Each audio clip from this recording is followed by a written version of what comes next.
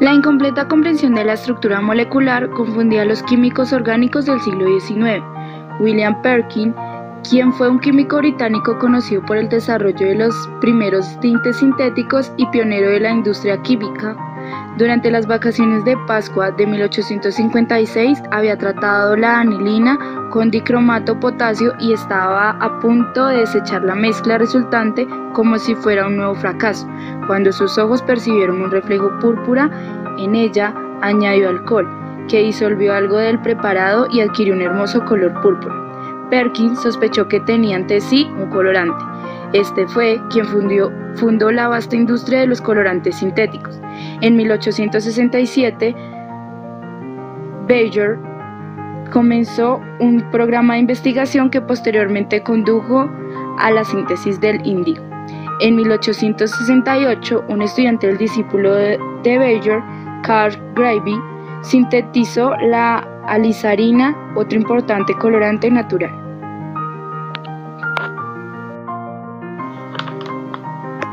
Compuestos naturales de complejidad cada vez mayor fueron sintetizados después de Perkin.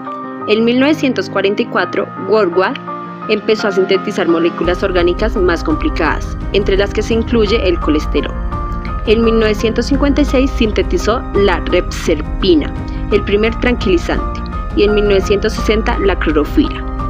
Algunas de estas sustancias, especialmente los alcaloides, poseían propiedades medicinales y por ello se agrupaban bajo el título general de medicamentos. Al principio del siglo XIX se demostró que los productos enteramente sintéticos podrían tener dicha utilización y de hecho se reservaron como medicamentos valiosos.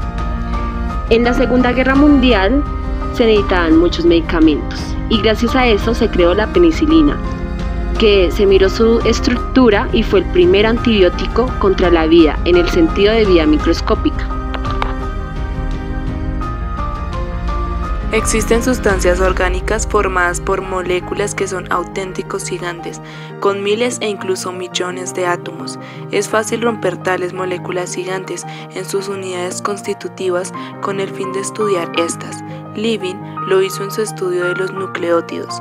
Era natural tratar de estudiar también las moléculas gigantes intactas y a mediados del siglo XIX se dieron los primeros pasos en este sentido.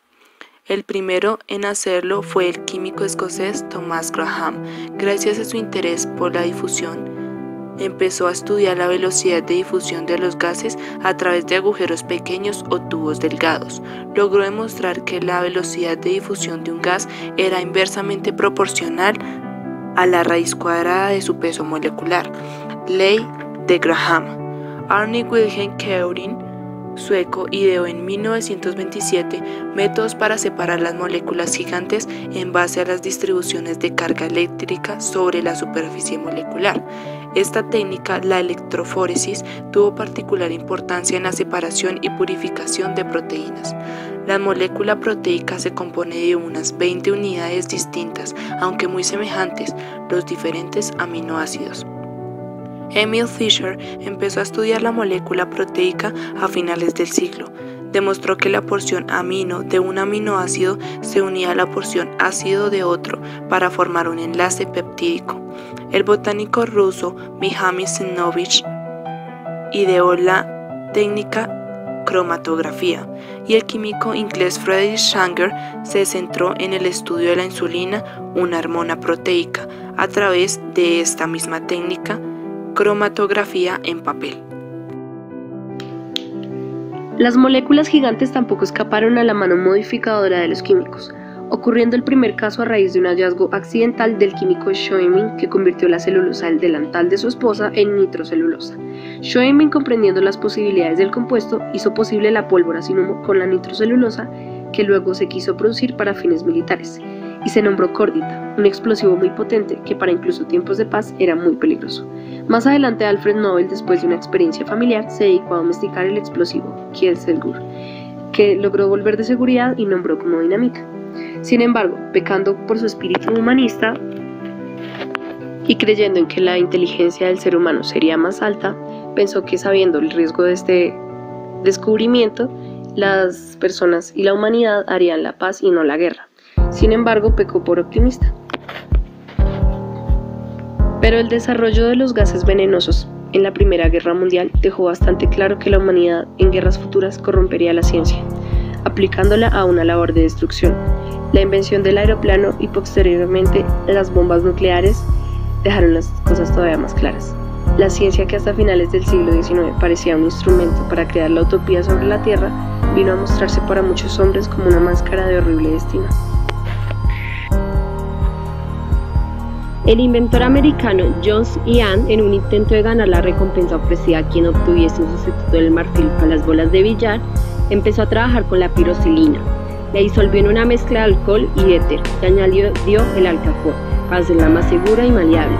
Hacia 1869 había formado lo que llamó celuloide y ganó el premio. El celuloide fue el primer plástico sintético, es decir, un material que puede moldearse.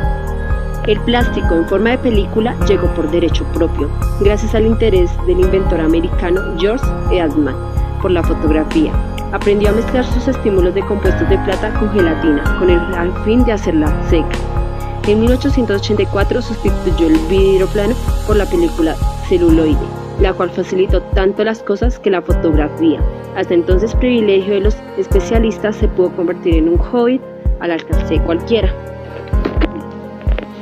Desde entonces, las fibras totalmente sintéticas también iban a ocupar un puesto en el mundo.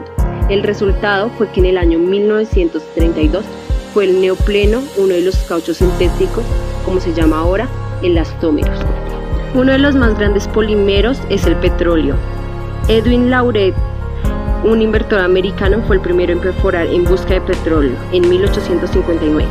Como todo el mundo sabe, se ha convertido en el elemento principal de nuestra sociedad, la fuente más importante de sustancias orgánicas.